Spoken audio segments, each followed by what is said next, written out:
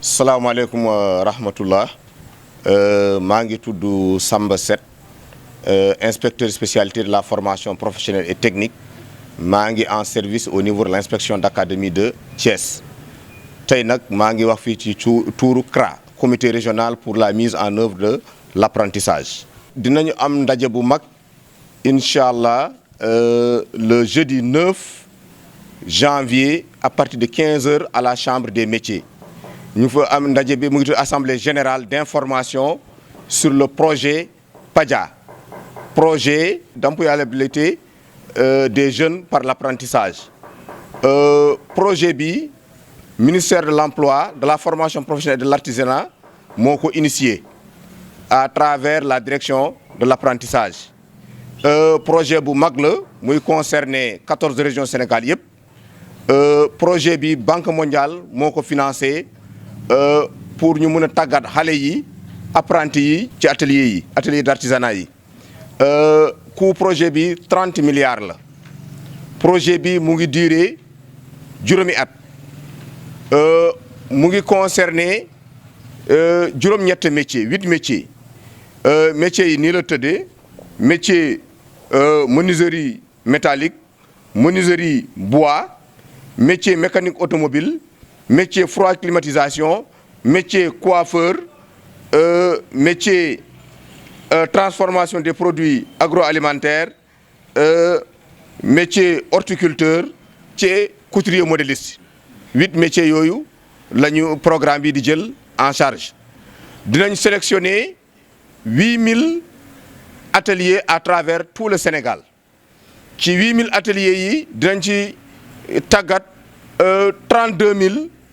apprentis ñu former leen ci métier yi ñu certifier leen ñu am lijaasa mën a liggéey soit ñu ubbi seen entreprise wala ñu demal seen bopp ubbi seen entreprise wala ñu am emploi salarié. Ci 32000 ci 8000 ateliers yi Thiès am na si 13%. donc soo xoolee soo jëlee Thiès Dakar moo ëppale Thiès moo région de Thiès moo si topp. Région de Thiès les 13% ñu ngi war a sélectionner 1140 maîtres artisans donc 1140 ateliers yoo war a sélectionner département de Thiès ak commune Mbour la concerné. xale yi ñu war a jël xale âgés de 15 à 25 ans ñi nekk si at yi ñoom la ñuy jël former leen ñu leen former ba pare ñu certifier leen ñu am CAP wala certificat de compétence professionnelle ñu reconnaître seeni compétences ñu mën a dem liggéey. xale bu ci bëgg a bokk day dem inscrire ci atelier yi chambre des métiers d'ailleurs soo sélectionné maître artisan bi rek dafa mel ni moom mooy tànn ay apprentis yu nekk ci atelier am. bëgg a am ci information day dem chambre des métiers mu am information bi wala mu dem inspection d'académie mu am information bi wala mu dem ci OPA yi mu am information bi. chambre des métiers mu ngi 10e village artisanal foofu la nekk. ku bëgg am information ne dem chambre des métiers wala mu dem inspection d'académie. maa ngi tudd Cheikh Fall nekk chef service technique bu chambre des métiers de Thiès donc bii dajee li ko waral mooy dañoo bëgg a lancer benn programme bu ñu tuddee le projet pour l'employabilité des jeunes par l'apprentissage. donc loolu lan moo ko tax a jóg programme boo xamante ne état du Sénégal moom moo ko mettre en œuvre aussi sous financement aussi bu Banque mondiale. léegi mu ñëw dans chaque région du Sénégal les 14 régions mu dénk ko les CRA mooy comité régional d'apprentissage yoo nga xamante ni le gouverneur de région moom moo ko jiitee nekk donc le président les IA nekk des membres nekk ci comité donc ni de technique secrétaire exécutif yi aussi les chambres de métiers aussi nekk partenaire en même temps aussi des OPA aussi il y a aussi la chambre de commerce KSP ak loolu yëpp donc ñoom ñooy mettre en œuvre donc ce programme bi nga xamante ni c'est destiné à 8 métiers yi nga xamante ni léegi la ko set donc rappelé. projet bi lan moo ko tax a jóg dëgg boo xool ni apprentissage non formel yi nga xamante ni moo nekk ci atelier yi boobu yàgguñu koo jël en compte ci activités yu bëri yoo xamante ni gouvernement mi ngi koy dem si la rendre compte ni maintenant pour na xale yi ab xëy may leen aussi ñu chance pour ñu mën a réussir donc dans leur vie il faut aussi ñu jël en compte ñi nga xamante ni ñu ngi ci atelier yi. ci loolu si lañ ñëwee nag waxtaan ak nag waa Banque mondiale ba ñu financé biir programme bi nga xamante ni 30 milliards mu jëm ci atelier yi. léegi nag programme bi nag ça concerne les EMA yi nga xamante ni mooy maître apprentissage wala maître artisan yi nga xamante ni ku ci nekk yaa ngi sa place di fa liggéey am lu muy néew ñetti apprenti boo xamante ni seen âge mi ngi si diggante 15 ba 25 ans ñooñu bokk nga ci programme bi ci 8 métiers yooyu ñu wax. léegi nag lu ko tax a jóg mooy surtout fexe ba xale yooyu di liggéey ñu fexe ba ñoŋalal leen seen ab jàngin. parce que boo xool bu ñuy jàngal xale bi des fois mën na yàgg lool ci atelier bi te yàggaay boo xamante ni boo xool sax du arrange sax ni xale biy jàng des fois moo tax mu bëri ay taux yoo xamante ni abandon yi ñuy dem di dawale ay jakarta def autre chose. moo tax léegi nag ñu ne pour léegi gën a un peu donc nag calibrer ab jàngale bi il faut aussi ñu jéem a waxtaan ak maître artisan yooyu jéem a former si par exemple si pédagogie boo ko former ci pédagogie. former ko tamit aussi si lu ñuy wax formation technique parce que apprendre maître artisan bi aussi mën na aussi bañ a xam lépp li nga xamante ni moo jëm ci métier bi donc ñu dool ci xam-xamam en même temps aussi ñu appuyer ko en terme d'équipement boo xamante ni dafay jéem di xaralawaat encore xaral yi nga xamante ni moo nekk ci atelier bi ba loolu sax mën a dem financement mën a dem sax ba 1.300.000 donc moo nekk loolu donc loolu mooy activité yi nga xamante ni dafa am si projet bi te aussi ñu bil ko ñëpp. ndax projet bi kenn boo xoon ubbil ko kenn donc inscription yi fii pour la région de Thiès ñu ngi koy defee auprès des organisations professionnelles d'artisans yi fi nekk ci 8 métiers yooyu auprès donc de l'IA auprès aussi de la chambre de métier képp nga xamante ni daal yaa ngi nekk homme wala femme de métier yor ay apprentis te aussi jàng apprentis yooyu te aussi kenn mënu la woon fay donc bokk nga ci programme boobu. donc mun nga ñëw au niveau du foofu ma la wax léegi nga inscrire fa mën a aussi bokk ci programme bi mën a aussi di jëriñoo li nga xamante ni moom la jëriñ ndax au fait à terme lan lañ bëgg xale bu ñu demee ba 3 ans ñu mën leen yóbbu nag ni certification ñu mën a dem comme seen morom nekk au niveau de lycée technique au niveau des centres de formation ñu ne am le même des diplômes que ñooñu maanaam am le CAP te loolu bu ci xale bi amee CAP ay bunti ubbeeku la ci moom yoo xamante ni ëllëg dina ko amal am njëriñ lool ci àdduna donc loolu mooy projet bi loolu aussi la ñu fas yéene doxal incha allah di woo ñëpp nag nga xamante ni acteur nga liggéeykat nga homme la góor nga wala jigéen nga di métier nga ñëw fii à la chambre des métiers artisanat le 9 à 15 heures xam nga mooy assemblée générale information bi comme ça ñun ñëpp ñu mun koo xam. li ma wax noonu activité yooyu bi mi ngi jëm ci EMA mais même activité aussi mooy dem ci xale bi. xale bi dañ koy def information en entrepreneuriat defal ko aussi formation technique defal aussi une formation en pédagogie parce que c'est important. bu ci paree aussi ñu préparer ko tamit pour mu dem defe ji examen na certification pour mën a am donc le CAP. voilà appui aussi à l'insertion bu paree aussi am na benn ab mbir bu ñu koy jox ñu buuxaale ko pour moom mu su bëggee di demal boppam mën a demal boppam comme ça mën a créer tamit ay emplois yoo xamante ni comme ni ko na patron bi nag créé donc loolu moo jëm d'objectif à terme donc mu fexe la ba xale bi daal mën a di tekki maanaam ci métier te ci loolu aussi ba lu bëggee inscrire wala bëgg ay information mun ngeen contacter li numéro 77 633 31 11 chambre de métier wala boog ngeen woote sur le fixe di la 33 951 17 73 ak aussi numéro fixe aussi bu IA comme ñoo tey mu leen jox aussi les informations muy le 77 271 52 63 boobu mooy numéro bu IA. maaleykum mbokki Thiès mbokki artisans yi maa ngi fii ci chambre des métiers ci bëgg a waxtaan ak yéen ci mbir mi nga xam ne dafa ñëw ci artisans yi nga xam ne ñoo nekk dans le secteur informel. man nag maa ngi tudd El Hadj Bada Ndiéguène doon président de l'amicale des artisans du métal de la région de Thiès doon nit président du cadre unitaire des artisans de la région de Thiès. ma bëgg nag woo sunu mbokki artisans yi nga xam ne ñoo nekk fii ci commune Thiès ñu war a mën a taxaw bu baax ci li nga xam ne opportunité bi nga xam ne l'État du Sénégal ànd na ko ak Banque mondiale ànd ko chambre consulaire yi pour que ñu fexe nan la ñuy jàppale artisans yi ci anam yi nga xam ne moo gën a baax pour xale yi dem à la certification ak tamit valorisation yi nga xam ne dinañ fa mën a xayma maître artisan bi ci xam-xam yi mu am pour jox ko loo nga xam ne dina méngoo ci diplôme bi nga xam ne diplôme état la loolu nag mu doon lu am solo beneen bi ci des ñu xam ne artisan yi ñun dañoo nekk dans le secteur bu ñu gisee ku ñuy dimbali amul xaar il faut aller à l'information da ngay jóg dem ci information bu ñu la waxee mbir da ngay jóg bàyyi sa lépp nga dem vers l'information da ngay jóg dem ca bàyyi atelier yi jóg dem ca parce que ñun ñii fi nekk nii ay responsable organisation professionnelle lañu ngeen wóoluñu yaakaar ñu teg ñu ci seen kanam chambre consulaire bi doon sunu référent doon sunu kër ñu woo ñu nag ne ñu na ngeen fi ñëw pour que ñu daje pour mën a waxtaan échanger ci li nga xam ne moom moo ëmb li nga xam ne mooy projet bi projet la boo xam ne nag bu am solo la boole nañ ñu ci biir boole nañ ci tàmbali bi boole nañ ci lépp kon am leen xel mu dal ne ñun ñoo woote artisans yi ñoo woote kon kuy artisan yor rek métier ci 8 métiers yi nga xam ne Cheikh jot na ko wax xam nga ñëw teel a ñëw pour mën a jot information bi ba pare taxaw mbir mi bu jotee dañuy taxaw mbir yi boo jiitalee ay kilifa ñu da lijjanti la ba teg ci sa loxo da ngay taxaw te ñun ñii ñëpp ay responsable lañu ci sunu organisation professionnelle loolu laa ci amoon lu ma ci wax wasalaamu wa rahma maa baraka minallahi aleykum. salaamaaleykum maa ngi tudd madame Thiam Adama Kanté nekk fii ci chambre de métier de présidente des coiffeuses de Thiès li am tey li sama mbokk yi wax rek du ma ci delsi tey dañoo woo artisan yëpp tubaarkàlla macha allah ñu yàgg nekk ci suñuy place kenn fekkuñu fa kon tey bu ñu ñëwee tey ba banque mondiale ñëw ànd gouvernement bi ñëw jàppale ñu ne tey képp koo xam ne ni yoroon nga sa place di liggéey yor apprenti dinañ ñëw jàppale la appuyer la ci matériel jàngal sa xale ya nga yor lu mat ñetti xale boo ko amee bokk nga ca mbir mi bokk nga ci formation bi kon xamal ne dangaa war a ñëw taxaw nañ la appuyer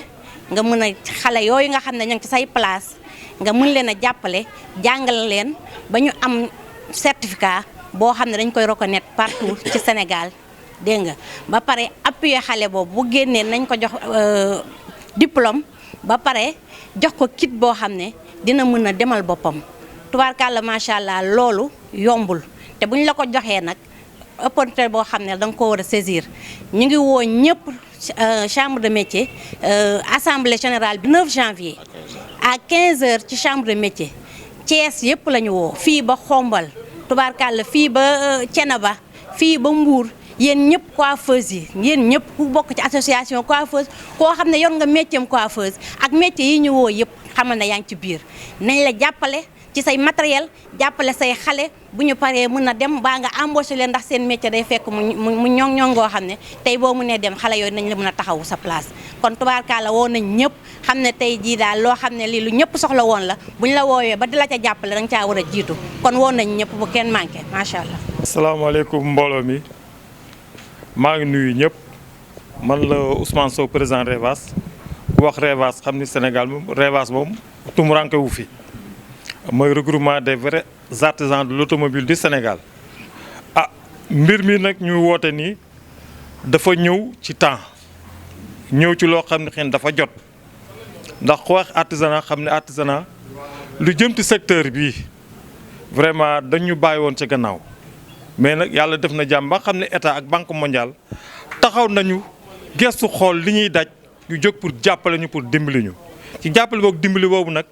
ci la ñun artisans yi nga xam man mi xam maa jiite artisan automobile yi nekk ñoo nekk fi ci région Thiès maa ngi woo képp koo xam ne yaa ngi bépp mécanicien boo xam ne yaa ngi laal ci oto maa ngi leen di woo pour que ñu ñëw xam ne li ñuy def pour suñu njëriñ la ñun ñëpp certifié xale yi jàngal leen certifié leen dimbali patron yi xam ñoo nekk ci biir atelier yi kooku vraiment bu ci état bi tourné diñ ci jàppale kon nit ñi waruñoo toog di xaar wala naan nañ xaar tuuti wala nañ def lii. maa ngi ñaan ñëpp jóg ndax assemblée générale bi ci la ñuy leerale lépp muy kañ alxamis le 9 ci 3 heures dama bëgg bépp mécanicien boo xam ne yaa ngi ci biir Thiès ak en dehors de Thiès li nekk 50 Pout Xombal ñëpp ñu ngi leen di woo pour ñoom ñëpp ñu ñëw daje fii chambre de métier pour xam mbir mi lan moo ko tax a jóg ak li ko tax a jóg fan la ñu jëmee. sunu njëriñ rek lañ jëmee pour ñëpp ñëw dégg ko man nag appel laay def pour ñëpp ñëw mais njëriñ li ñun ñoo koy jël si fu ñu koy jëlee ñu ngi koy jëlee fii pour taataan li nga xam ne tey moo nekk fi tey chambre de métier taataan li nga xam ne kaddu yi nga xam ne tey moom la kilifa yi war a joxe fii ak li ñu war a joxe fii dama bëgg bu alxamis ci 3 heures ne bépp mécanicien na ñëpp bàyyi seen atelier yi ñëw fekk sama fii chambre de métier ñu toog déglu taataan mbir mi ba nga xam ne bu ëllëgee dina doon suñu njëriñ. maa ngi lance appel ñëpp nag bépp artisan automobile man la Ousmane Sow président Revas mi nga xam moo ne maa nekk Thiès di nuyu aussi waa Mbour di nuyu ñëpp nañu ñëw teew si ba xam lan la ñuy jëf ak lan la ñuy def wasalaam ngeen baal ñaax. ñoo ngi nuyu ñi fi teew ñëpp kenn ko turam santam di rafetlu jotaay bi encore une fois man la Abdoulaye Ngom président regroupement dans la région de Thiès di woo ñëpp ci programme bi comme ni ko sama naataango yi waxee di wax ni lii njariñ kese la bu ñu demee tey ba état ànd ak banque mondiale di liggéey bu toll ni ci secteur artisanat te ngeen di xam ni depuis le 31 décembre ñun ñoo ngi ciy liggéey di togg lu mel nii pour tailleurs yi ak tous les artisans kon bu ñu demee ba toll fii njiit liggéey ba mu toll fii dañoo ñaan rek képp ku ñu nas ci Thiès ci région bi yëpp ñoo ngi lay woo jeudi 9 chambre de métier à 15h ngeen ñëw ñu eggalee liggéey bi parce que liggéey bi yéen ñu ko tegoon diñ ko sant ñu liggéey ba mu egg fi mu egg te bëgguñu benn tailleur nekk ci coin ni yëguñu ko woon wala dañoo amoon question bu ñu war a peser te peser wuñ ko dañoo bëgg incha allah jeudi le 9 à 15h ñëw fii sottante ay xalaat ku ci am xalaat baa nga am ci question bu war a peser nga peser ko ci kanam kilifa yi ñu tontu la nga xam di nga am loo yóbbu bàyyiwuñu nag Thiès rek Thiès yëpp lañu woo région bi yëpp bàyyiwuñu fenn na ñëpp ñëw kuy nas puso ci Thiès Abdoulaye Ngom mi ngi def appel ci yow di la wax ni la na nga ñëw nga teewee journée bi parce que njariñ kese la bu ñu demee tey ba nga xam suñu apprenti ñu ñoo leen waroon jàngal métier ber leen jox leen ay outils ñu dem bu ñu gisee ku ñu defal loolu dañuy sant yàlla dañu noppal ci lépp te léegi xale yi dañuy weesu fu ñu jàngi métier dem te amuñu ay papier dañu war a am certificat de travail parce que mënoo am carte chambre de métier te kenn assisté wu la attestation mooy foo la jógee dañoo war di defal xale yi ay certificat de travail bu ñu béy carte chambre de métier mu yomb leen naka lañ koy defee nag mooy xale bu ci mokkal métier mbay dem ñu certifié la kon nag léegi projet bi jóg na pour loolu lan moo koy jàppale mooy artisan yi jóg accompagner ko parce que nit ku lay dimbali aussi bu la fëggee sa bunt da nga koy ubbi bi mooy que ni woote bi métti na mais dañoo bëgg artisan yi buy suñu ku ngi nas puso ci Thiès Abdoulaye Ngom mi def appel ci yow na ngeen ñëw incha allah ci chambre bi le 9 jeudi à 15h bu kenn manqué incha allah Abdoulaye Ngom woo na ñëpp gërëm na ñëpp sant ñëpp di gërëm aussi suñu mbokku coopérative yi nga xam ne àndal muy secteur yëpp nag bàyyiwuñ kenn di gërëm chambre de métier wasalaamaaleykum wa rahmatulah. salaamaaleykum ñu ngi leen di nuyu kenn ku ci ne ci turam ak santam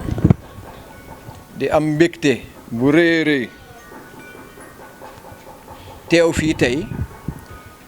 ci woo képp koo xam ne artisan nga rawatina menuisier bois yi man maa ngi tudd Papa Ibrahima Ndoye maay président organisation des professionnels du bois de Thiès maa ngi woo sama nattangoo menuisier yi que ñu ñëw wuy suñu fii le 9 à 15h ci assemblée générale bi ci la ñuy expliquer projet PEJA bi njëriñam mais liñ ci def ci renforcement ñu xamal ñu ko muy projet boo xam ne projet bu toll nii musuñu ko am ci Sénégal état du Sénégal dugal ci loxoom banque mondiale financé ko pour suqali ak dooleel atelier yi ak dundalaat apprentissage bi ndax ku ne xam na ne apprentissage bi dee na kon état bi bu ñëwee ne léegi day dundalaat apprenti bi da koy defal former ko jàppale ko gunge ko wutal ko diplôme boo xam ne day mel ni xale bi nga xam ne moo génnee ci formation professionnelle diplôme bi muy am xale artisan bi am ko loolu mënuñoo am lu ko gën a rëy ak lu ko gën a màgg kon kooku tey fierté la ci artisan Sénégal yëpp Thiès nag waruñu ci des gannaaw ndax ñun lu ne ñu di ko indi fii ci loo xam ne njariñ la ci secteur bi ñun dañ cee war a am taxawaay gu mat sëkk ak fulla ju mat sëkk ak fayda ju mat sëkk kon ñu ngi woo suñu mbokk artisan yi mbokk menuisier yi mbokk mécanicien yi mbokk coiffeuse yi ak menuisier métallique ak tailleur yi ñu ñëw tase fii le 9 à 15h def suñu assemblée générale ak maraîchers yi aussi ci lañ bokk ñiñ fi woo nag mooy képp koo xam nga am nga atelier ba pare am minimum ni mu néew ñetti apprenti te loolu daanaka képp koo xam ne yor nga atelier fii daanaka loolu matale nga ko fiche yi aussi dafa am ay fiche yoo xam ne moom lañ leen di jox ngeen remplir ko pour ngeen mën a bokk ci programme bi fiche yi bu ngeen ñëwee ci chambre de métier di ngeen ko am bu ngeen demee ci IA di ngeen ko am bu ngeen ñëwee ci sama atelier entreprise Ndoye Frères di ngeen ko am bu ngeen demee ci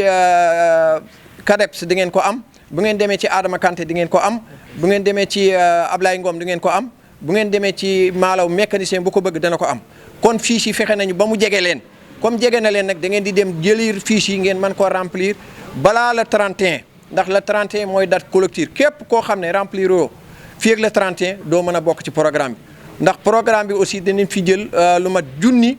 ak téeméer wala ñaar téeméeri atelier ci Thiès kon kooku ku nekk xaj na ci donc ñi ngi woo artisan yi nga xam ne ñi ngi ci département de Thiès bi Thiès waa Xombol ak waa Pout ak waa Kayar Mbour moom ñi ngi waa commune bi aussi ci lañ bokk vraiment daal bég nañ ci di ñaan yàlla yóbbu ñu ci bés ba ci ñun ñëpp ñu teew ci mu doon succès bu mag a mag a mag ñi ngi sant ñëpp ñi ngi gërëm ñëpp